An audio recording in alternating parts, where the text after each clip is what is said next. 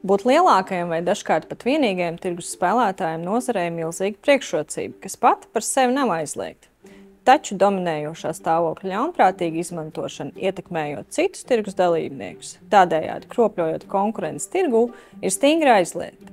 Kuram gan patīk piedalīties spēlē, ka tā ir negodīga un ierobežojoša. Dominējošais stāvoklis var izpausties vairākos veidos. Visbiežāk Latvijā sastopams situācijas, kad dominējošā stāvoklī atrodas tikai viens tirgus dalībnieks. Taču nereti dominējošā stāvoklī vienlaicīgi var atrasties arī vairāki tirgus dalībnieki, kuri jaunu uzņēmumu ienākšanai tirgū var veidot augstas barjeras citiem tirgus spēlētājiem, iespaidojot tā cenu līmeni vai mēģinot sargāt tirgu no jaunpienācējiem.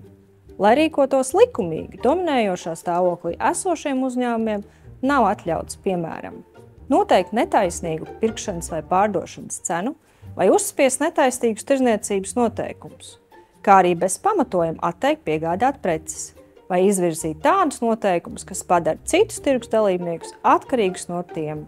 Un tā ir tikai daļa no tā, kas nav atļauts. Vienkāršāk sakot, uzņēmumiem, kuri atrodas dominējošā stāvoklī, ir īpaša atbildība, lai neizmantotu savu stāvokli ļaunprātīgi pret citiem.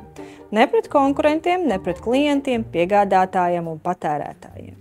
Konkurences padome atklājot dominējošā stāvokļa ļaunprātīgas izmantošanas pārkāpumu, tirgus dalībniekiem var piemērot naudas sodu līdz pat 5% no uzņēmuma pēdējā gada apgrozījuma. Savukārt, ja uzņēmums ar savu rīcību var ievērojami ietekmēt tirdzniecību starp dalībvalstīm, tad naudas sods var tikt piemērots līdz pat 10% no pēdējā gada pasaules apgrozījuma. Aicinām iepazīties ar Konkurences padomes mājaslapā atrodamo informāciju un, ja nepieciešams, konsultējies ar mums.